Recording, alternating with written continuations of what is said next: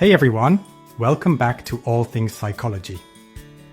Have you ever wondered why you act a certain way in relationships, or why your partner does? Well, the answer might lie in your childhood. Today, we're diving into how your early years shape your adult relationships, backed by science and the groundbreaking work of Dr. Milan and Kay Yerkovich. If you find this helpful, hit that like button, subscribe, and ring the bell for more psychology insights. Let's jump in.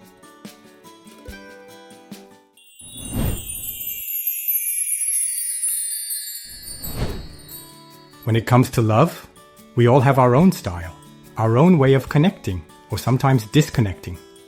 Research shows that children who had secure, loving relationships with their parents are more likely to have healthy adult relationships.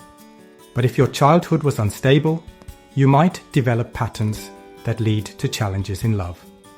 Dr. Milan and Kay Yerkovich identified 5 love styles that often stem from our early experiences. Let's break them down and see what they say about your childhood. First, the avoider.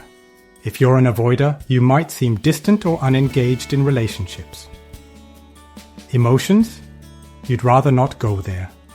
You value your personal space and might feel uncomfortable when others get too emotional. This style often develops in homes where affection was rare and independence was prized over connection. No, it's like all of a sudden we were this couple, okay? And this alarm started going off in my head, run for your life, get out of the building!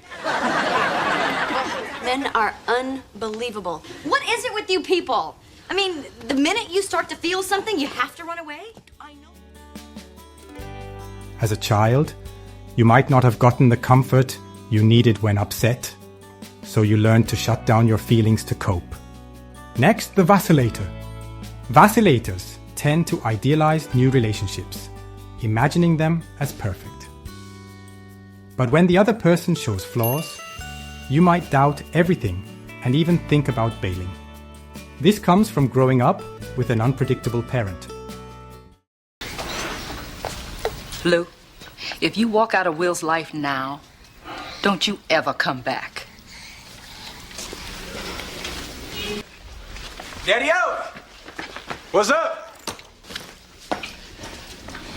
Will, I'm glad you're here. Some business came up I gotta handle. So we're gonna have to put our trip on hold. You understand? Yeah, that's cool. That's cool. Just for a couple of weeks. I understand. Yeah. Maybe a little longer. Yeah, whatever.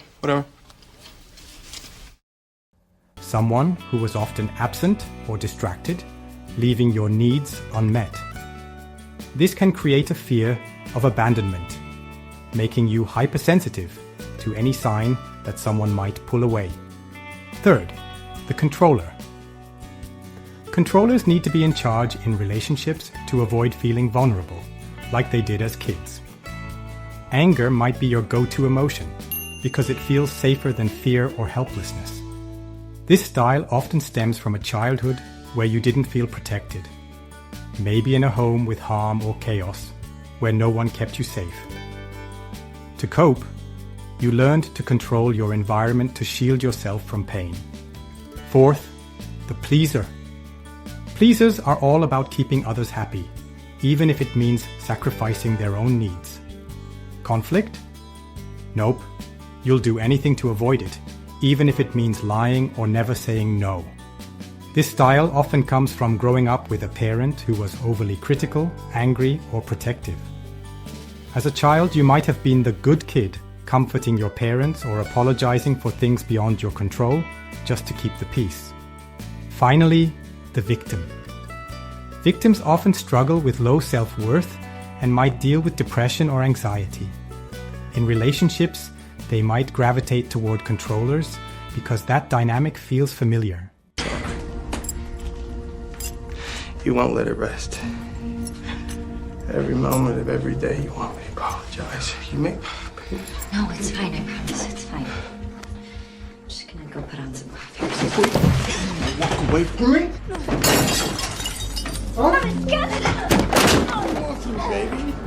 This style often develops in chaotic, or even violent homes, where compliance was a survival strategy. As a child, you might have escaped into your imagination to avoid the pain of being fully present. So, which love style resonates with you? Understanding these patterns can be a game changer.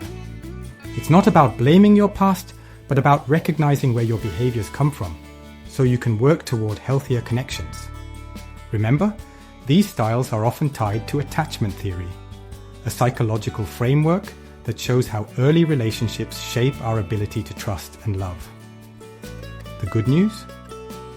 With awareness, therapy, or even self-reflection, you can move toward a more secure love style. We'd love to hear from you.